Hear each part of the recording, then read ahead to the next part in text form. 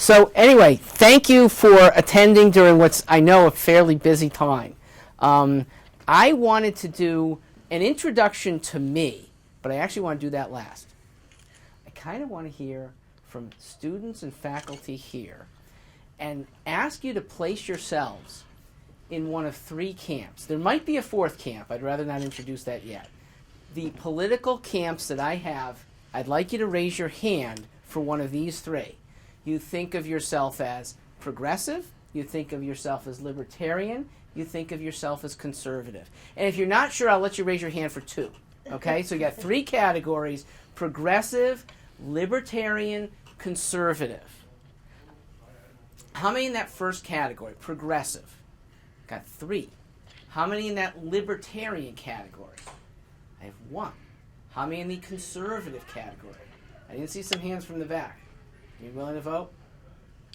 Well, I'm a mix. Okay, so which two? Or is it all three? It's all three. That's interesting. All right, so let me hear from those, including if you have a one or two or three, why either you or leaders who you identify with as, well, I'll start progressive first. Why you like that, or why you identify as progressive. You raise your hands. I guess I identify as being progressive because I appreciate supporting human rights and moving the system along to evolve. I'm really pro gay marriage and gay rights, and I identify less with religion and identify more with, like, individual freedoms, I guess. I don't know. That sounds Abortion well spoken. rights. Do you want to add to that, or even chime in the same way? Same thing. I'm for everyone should be treated with same dignities and respects. She said with gay marriage, everyone deserves the same basic human rights. Everyone deserves to have the opportunity. They can squander it if they'd like. Deserves the opportunity to live a prosperous life. Okay. And I haven't seen that with the Conservative Party as much as the progressive. Let me ask the libertarian here. Do any of the things they say get squashed by your view of libertarianism?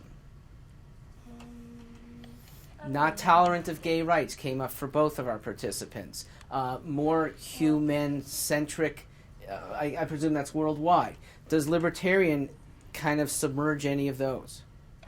Well, I just could never really identify with, like, liberals or conservatives. Mm-hmm. So I like the happy medium, I guess. I don't All right, so now, then what's the happy? Because I don't consider liberty a medium, but Okay, is there one pole that you really like on the liberty side?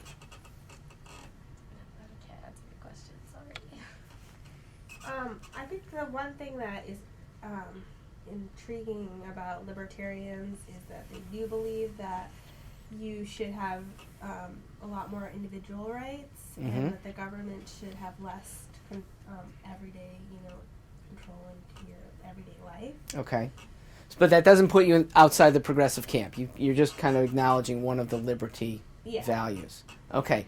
Whether it's true or you can just speak for the conservative side, I don't have one yet. Is there one strong appeal that the conservative in you or in other people you admire you want to share with us? I don't know, not really. I know my husband is really strong on not entitlement. Okay.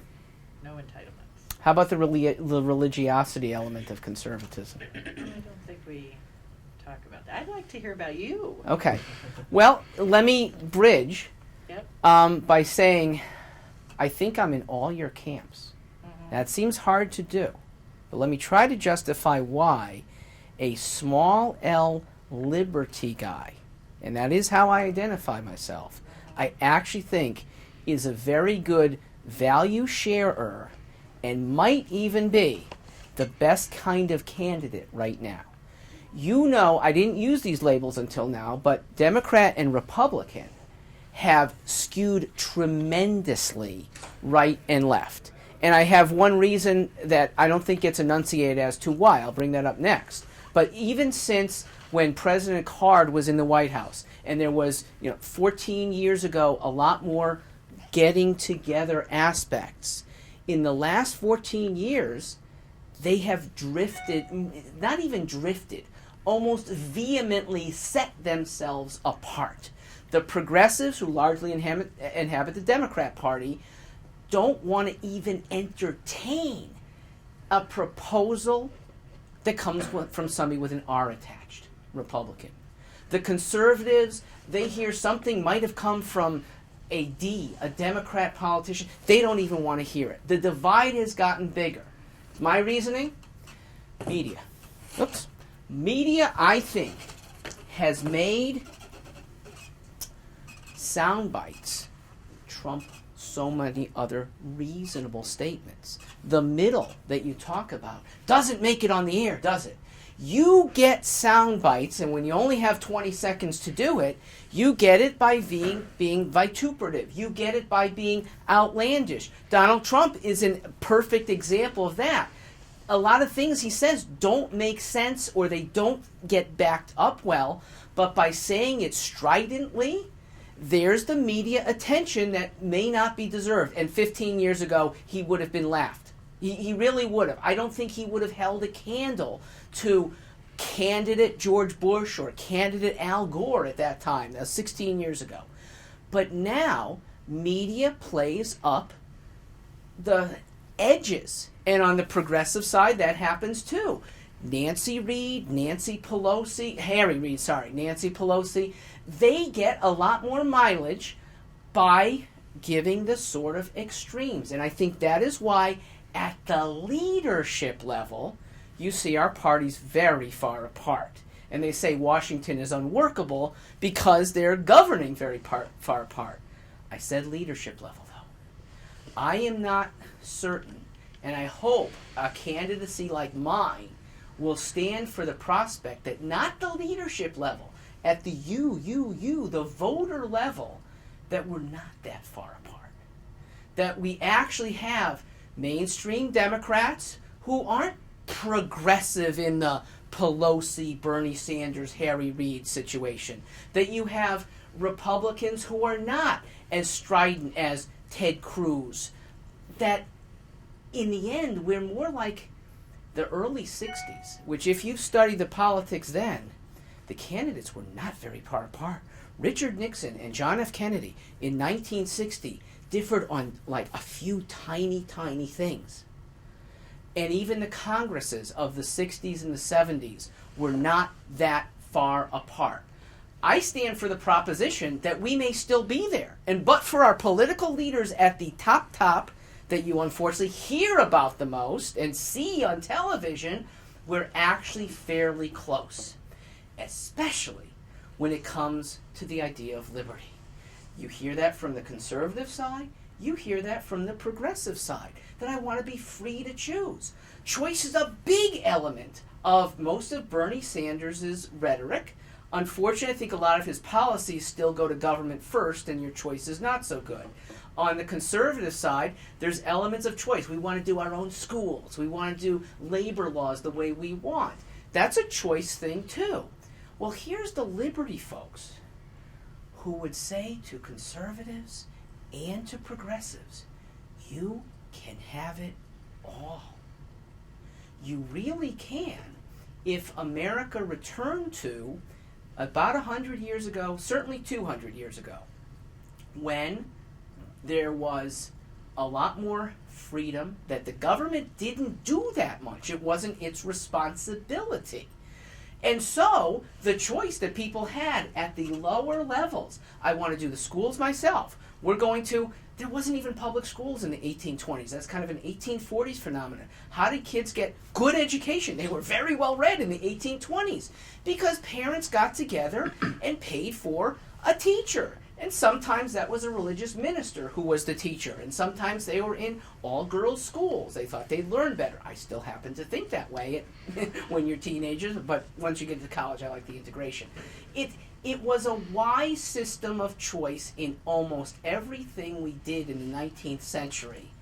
And we did fine.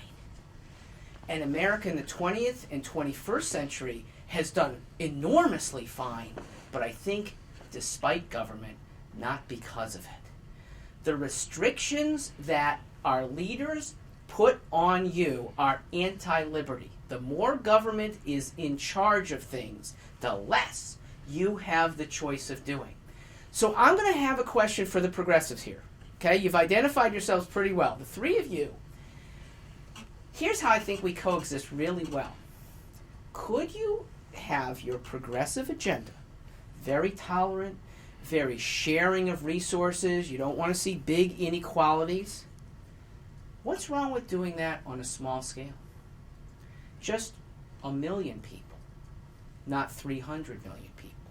Maybe it's northern Vermont, Bernie country, all of Burlington and the suburbs that say, we like our social welfare our way. We think it is most like Denmark, and Denmark seems to be prosperous and happy, and we think we should do this in Vermont. And there'll be some people in Brooklyn who want that, and Santa Monica, some very liberal enclaves. The liberty-minded candidate would say, fine, I am the socialist's best friend.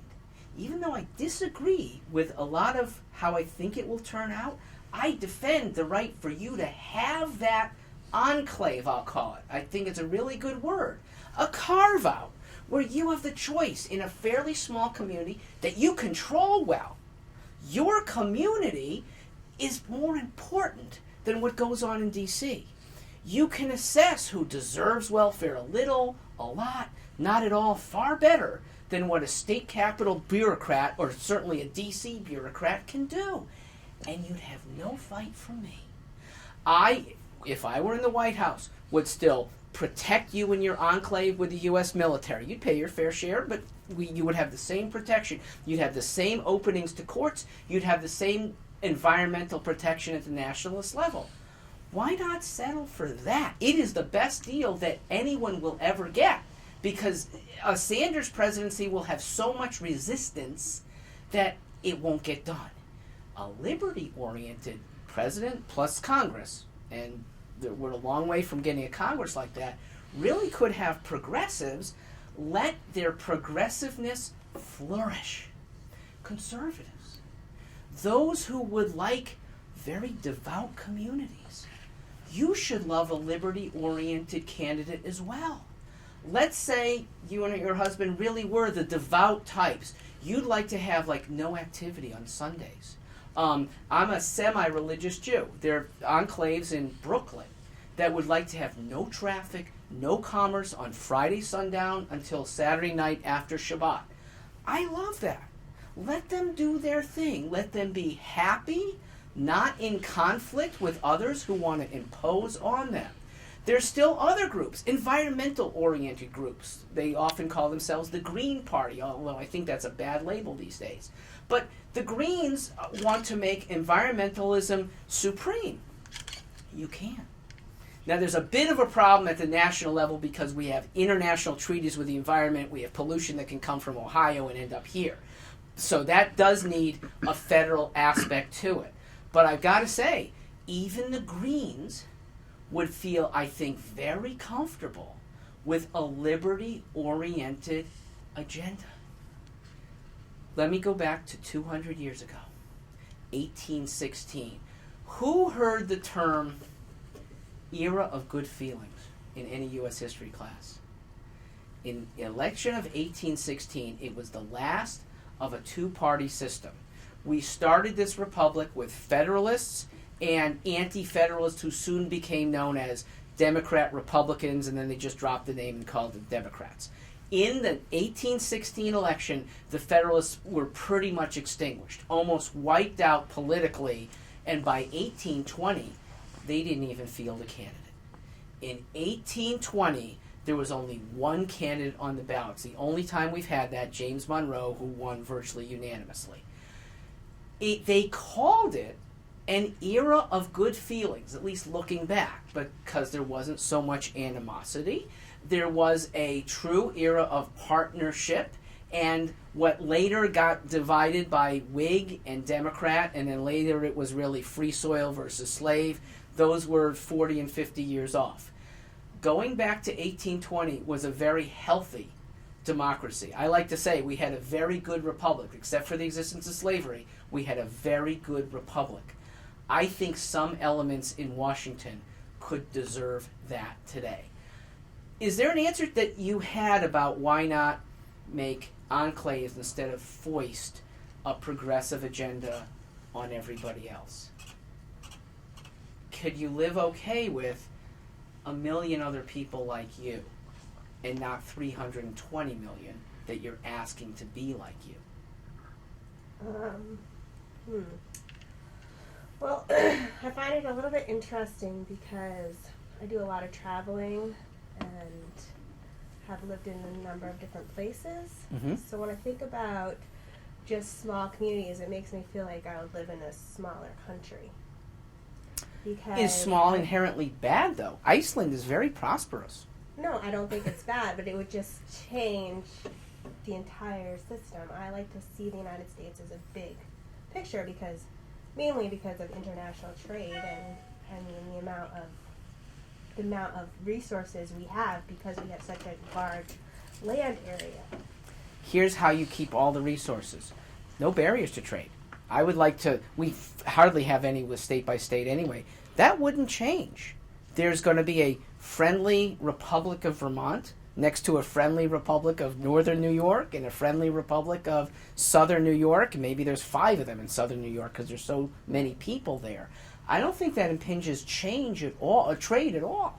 Well, I think it would a little bit because just because you can trade doesn't mean you will, and just because you have, I just think that the resources that a country has based on their geographic location is really important to their prosperity. You don't get the resources of Colorado right now without some train, truck, plane coming over here with its food. How would that change? We're friendly with the Colorado Republic. Then we would have to. There's more. I think there would be more barriers to that. If we didn't trade a certain thing with them, then maybe we wouldn't receive their resources. All right. Now I like that point.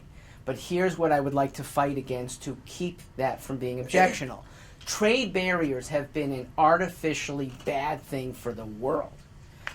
When you can freely trade, as I would like, you end up getting more goods at lower prices quicker. That's true, but there's this thing called people's own power and ability, so they may not necessarily, because it's good for them, do that because they want to hold something either against you or hold you for something else. Most economists would say those who hold it against you are hurting themselves more. Which is true, but I don't think that will prevent people from You don't think the Coloradan would say, well, I just don't want you to have pot's legal there now. So I just don't want you to have that, and I'm going to forgo all the neat things that you make on Maryland's coast and up in New Hampshire, the nice furniture we have. Why would they hurt themselves? If there wasn't a strong enough demand, they might not. Okay. And even if they eventually decided that it was in their best interest, there are plenty of people who would forego their own best interests long enough to protect their own integrity, pride, save their face, etc. They don't always think as logically. Okay. This is my problem with people, is that they don't always think as logically as you should envision, and that's why, protections from the government are so important. I don't trust people not to have prejudices against, it's kind of like inherent in people, to have prejudices against people because of race, religion, even physical stature. I mean, there's so many psychological elements to people, and that's why I think that government plays an important role in protecting people from injustices. Let me ask Liberty Woman. The protections of the government, do you see them being well protected by government's posture? I don't understand the question. Well, she said that we need government to protect some ideals because our selfish interests won't do it on their own. Am I characterizing it right? Yeah. So, people can't protect themselves, so they need the government to do it for them? And some things she contends that the government's necessary. I think that to some aspects, the government is necessary to protect to be like a framework and laws and everything like that. Let me coincide with both of you. Here's my stance. On 3 areas, I absolutely agree the government is necessary. You can probably predict which ones I'll say. Defense, courts, and the environment. Everything else, because it involves international stuff and we need experts and a burgeoning society, big, to protect. The other stuff, I want to ask you, within government, they're still humans. No wiser than you, no smarter than you, maybe an inch more experienced than you, but you'll catch up. Why do we trust the bureaucrats in government to protect the values that you feel the government needs to protect? Because they because we have the ability to communicate our wants, needs, and desires. You can do that with newspapers and the internet very effectively without Right. government. And government will distort. They'll distort in at least 2 ways. A lot of the people you're asking to protect your values have to be elected. Right. You know that the process of electing is full of compromises that might sell you out. It's full of donations that might not intentionally move a candidate, but in the end, they come back to him once he's elected. Hey, we helped buy you your office here. You got to listen to me. Even at the bureaucratic level, what you have are people who sometimes want to enlarge their bureaucracy. So nice sounding things get politically distorted. Here's a nice sounding thing.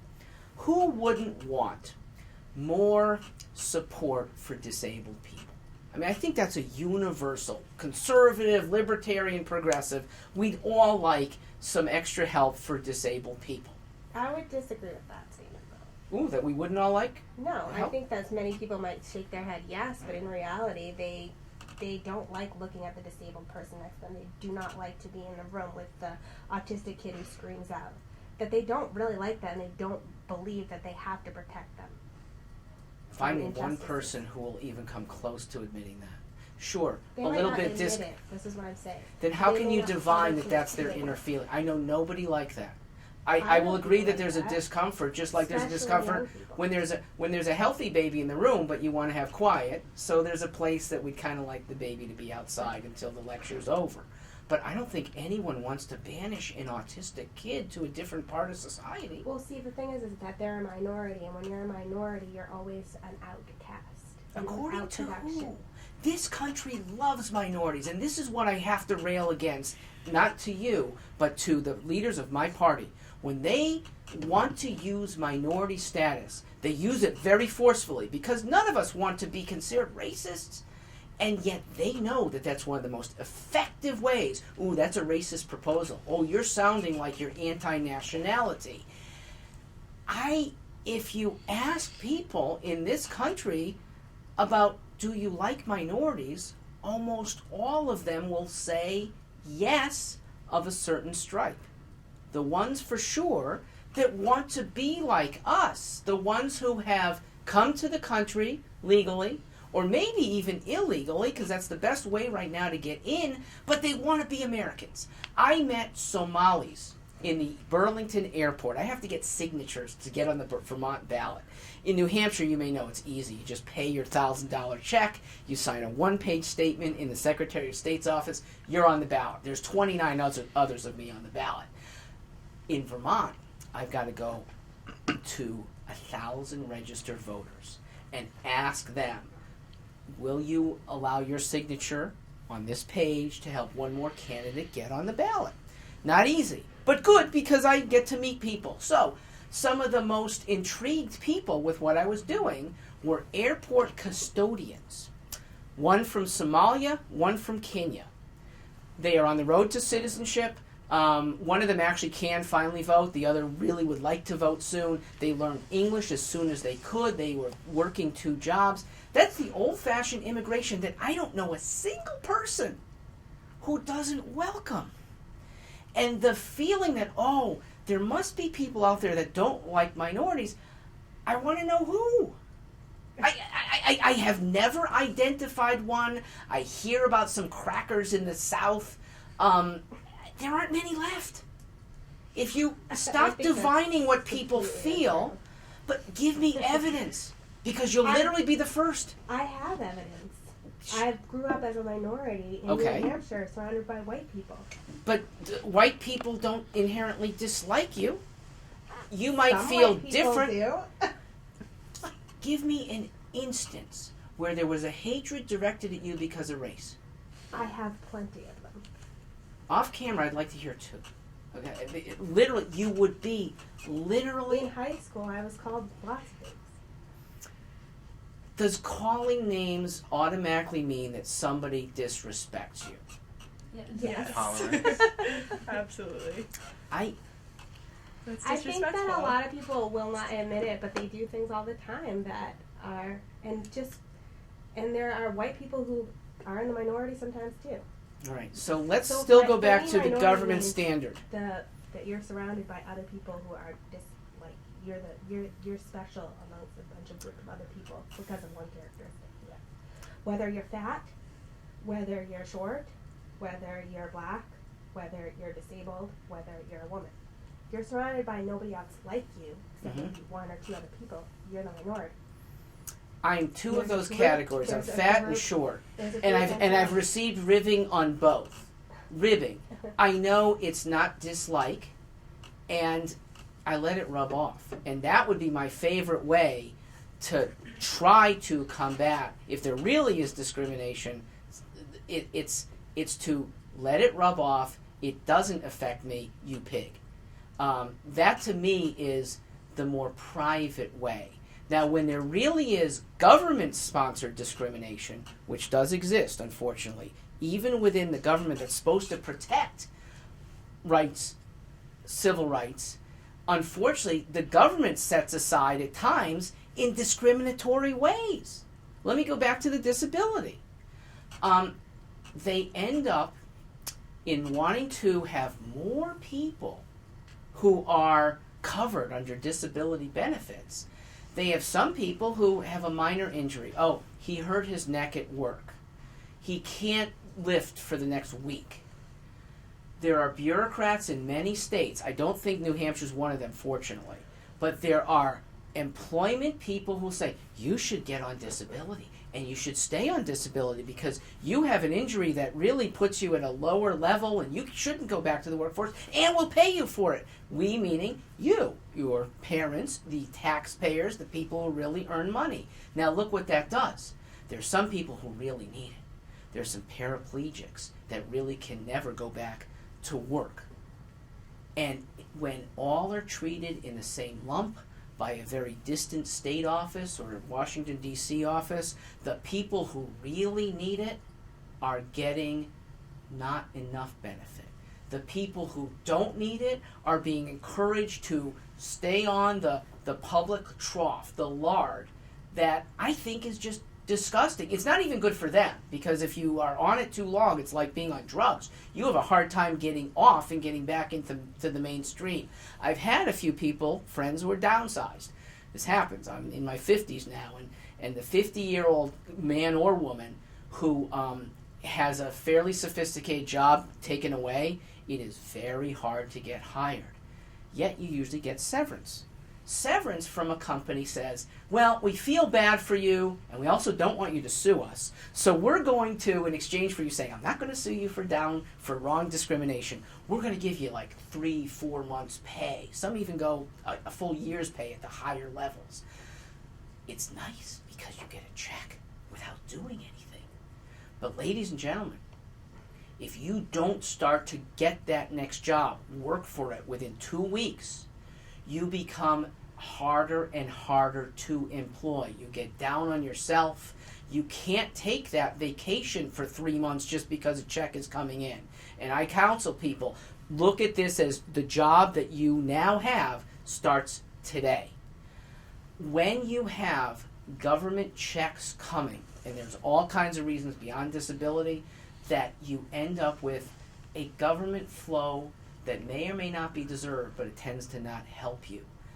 The liberty person says, let private people help you.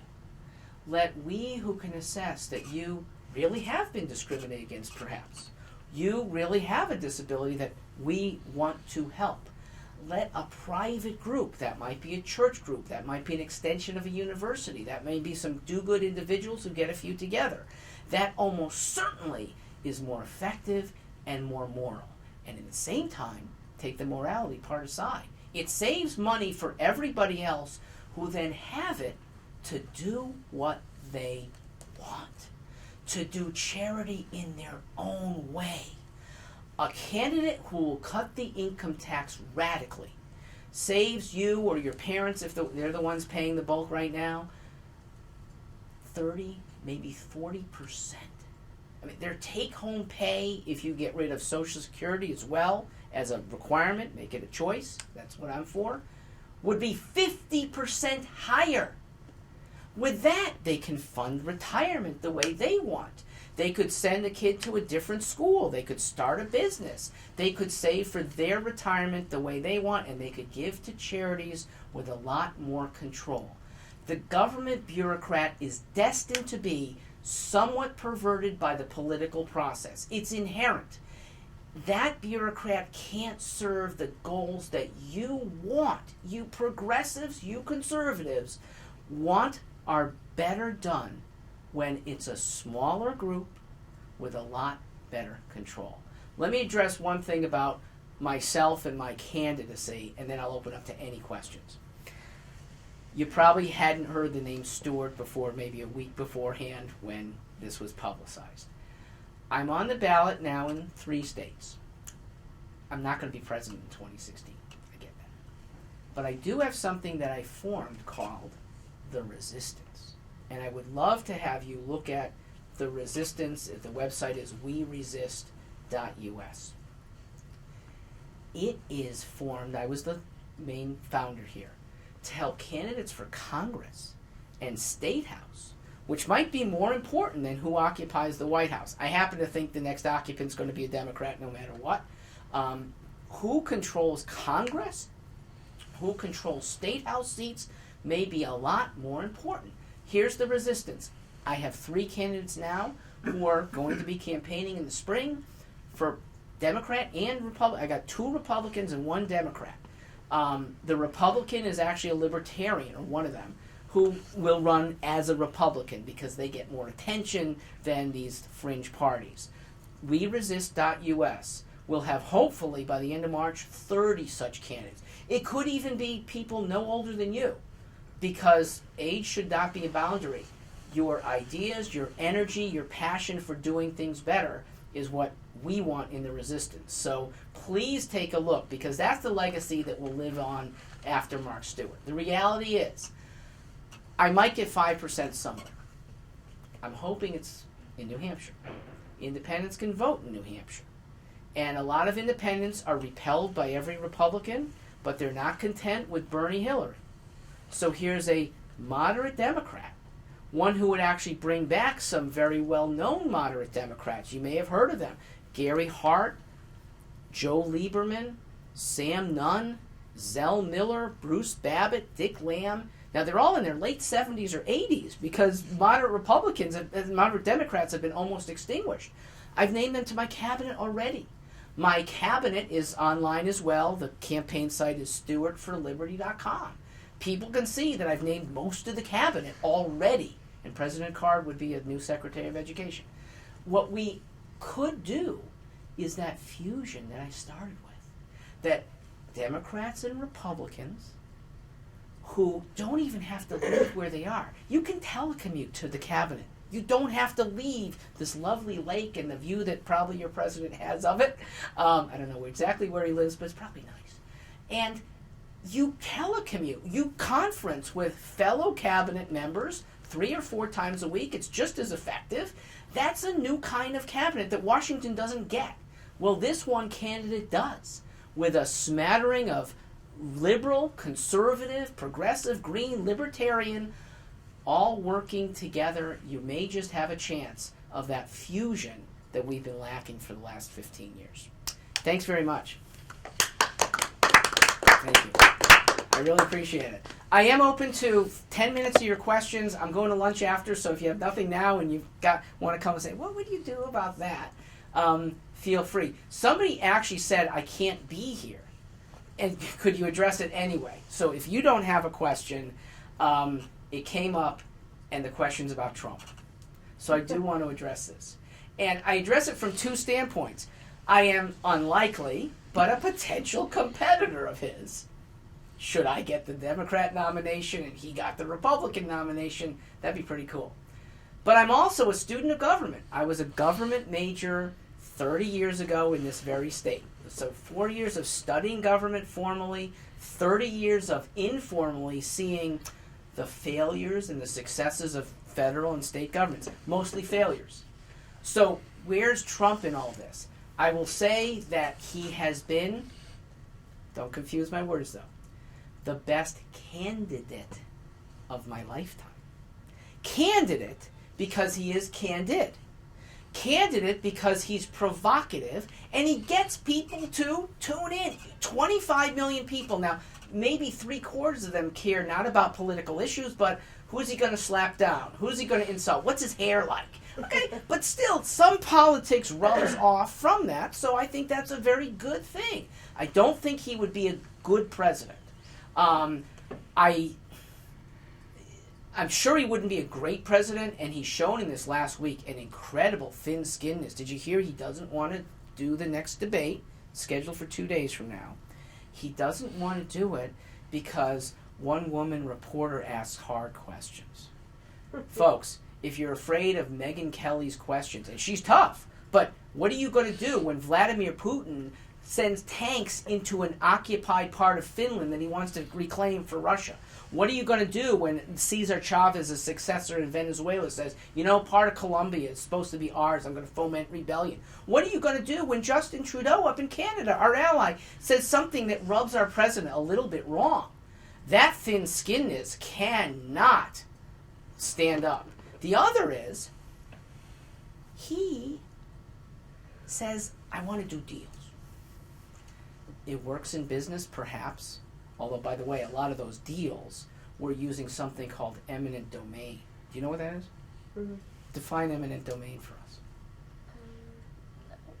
I don't. All right, I'll go for you. It is demanding that the government take property from people who are otherwise unwilling. So you have a pipeline that's scheduled to run very close by here throughout southern New Hampshire, and I oppose it. And I oppose it not because of the science. I'm not sure whether it's environmentally better or not. I'm not sure whether it'll create jobs or destroy jobs, but it takes property. And our Fifth Amendment, our founding fathers and ever since have said, you can't do that. If you, big Kinder Morgan, that's the company behind this, want to run a pipeline through this person's property, you got to buy an easement for them, or you got to buy them out. And if you can't do that, they've got the right to stay. Now, Donald Trump made a lot of his money using eminent domain against people who otherwise were in the way of a casino or some other development. He is a fan of eminent domain, and that is a not fan of liberty. That's something going right against the Fifth Amendment. But here's the thing that just this week put me on the other side. I'll do deals with Nancy Pelosi. I don't know if there are any conservatives left in the room. You can't do deals and expect conservatism to hold up. You're compromising.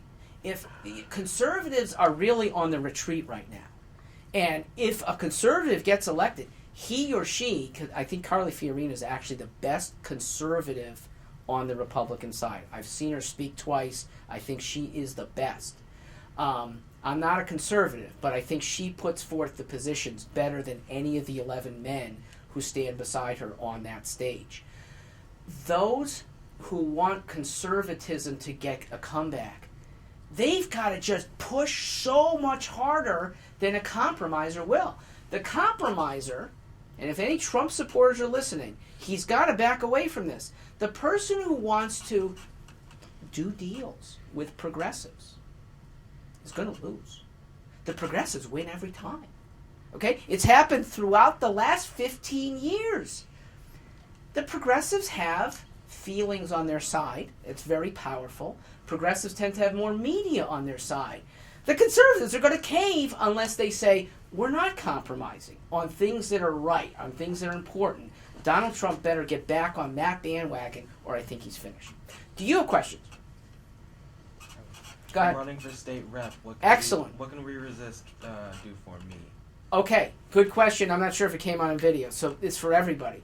Anyone running for state rep, good for you. Here's what the resistance offers. Kind of a back room for political stuff. For example, if people running for Congress need signatures, we may have somebody who's already getting signatures. If you were in Rhode Island, I would take a ballot for you tomorrow because I'm going to be there on my own behalf, and I would say, would you like one other to show up? We also may have some media support that we, in numbers, are trying to show that there's not just one Mark Stewart, but there's 5 of us committed to similar things. And you probably won't be committed to all the same things, but there'll be things where you check 3 of the 5 things, and there'll be one more name added to the list. To the extent I have joint appearances, and I like joint appearances, I have other candidates by my side. There's another presidential party candidate, solid guy. He's a Republican. I'm a Democrat, but he talked a lot of sense at the debate we were at last week. So I invited him to my next appearance in Manchester. I think there's safety in numbers, especially when you're an unknown, that media generally do not want to pay attention to you. Voters might. So I'm probably not going to be as good of a help with voters. That's for you to get out, shake hands, email, blog. But for the things in front of media and for the legislative dotting the I's, crossing the T's, we might be a good help there. And you'd be on our map. Literally, if you look at We Resist, we've got one New Hampshire person. I'd love to have, well, what district are you looking for? 6th district. Here. Rockingham. Okay. All right. So I would love to, I could talk to you at lunch if you want about a few more logistics, but it is an appealing thing. Others? All right. Let me let you guys go. I'm heading to the cafeteria. If there are any others, come on up and say, tell me what you would do about this. I also have a very still good email response team. The response team is me and my one campaign manager. If you send something with a question or a concern, I or Michelle are going to get to you. Someday I might get big. And then I hope to still be the one that can say, you're getting a response from me. The big boys right now will not do that. I hope I'm always at that level. And here's why I think I could be. I will never enlist professional campaign consultants. My consultants are the people I speak with. You've already given me some idea, okay? That's the power that I give you. You're in my brain. And if you're in my email as well, it resonates. That's, again, pure D democracy at work. Those professional consultants have ruined Jeb Bush, okay? And perhaps President Card has a fondness for the Bushes. I wrote that Bush needs to jettison, be his own man, because he's a good guy. I've seen him speak twice. I was side beside him at an event in New Hampshire. He's a good man, and I don't think his professional consultants say, well, you got to say it this way, and you got to wear this, and ditch the eyeglasses. You're better without. Just be your own man, and I think people would resonate to that. I hope you'd see in me for the next 5 years, because I will campaign again for something in 2018. I'll campaign again in 2020. Don't know what. Somebody's asked me to run for governor already of a small state. I will be in the political fray, maybe just directing the resistance, and still no professional consultants. All right, thank you very much. Have a great 2 weeks. If you're in Manchester on Super Bowl Sunday, I will be there, happy to. I know I can't buy many of you drinks, but ice cream or Coca-Cola, it's on me at the Radisson. At the Radisson? Yes. Some of us will probably be in Manchester. Good. Where are our Manchester campuses? Yeah, I was just literally there today, and here's why. Keep this running. The first event that I will have is a week from today, opposite the Franklin Pierce University building in Manchester, in the Merrimack River. I'm getting doused. Oh my gosh. I will be going in. Unless the water's really, really swift. I can deal with cold. I don't want to be swept away. And it is my 52nd birthday, February 3rd. I am also moving from Connecticut to New Hampshire. I got enough contacts now that the official date, February 3rd, I'll say I've spent 52 years in a repressive Connecticut. I'm now going to hopefully spend 52 more in a much more free New Hampshire. And in free New Hampshire, this is like the baptism. So the Merrimack River, right opposite FPU's building, I will be getting thrown in. Hopefully it gets some MUR attention for that. And you can say, I saw that guy when he had his clothes on, not in his little Speedo. You may have heard, you would know this. Do you know about the Free State Project? Okay. I generally like them. Now, some of them are anarchists that I think go too far. But generally, they would like to take a lot more control of the legislature by having 20,000 newcomers to the state dedicated to that small L liberty. I'm one of them. I'm really making the move, and if I really get some good media attention beyond here, it could happen while I'm still in the state. I'm here till March 1st. And it would be great if we hit 20,000 while I'm still with you. After March 1st, I head west for the Colorado caucuses. So until then, I'm your neighbor, and it's nice to be here.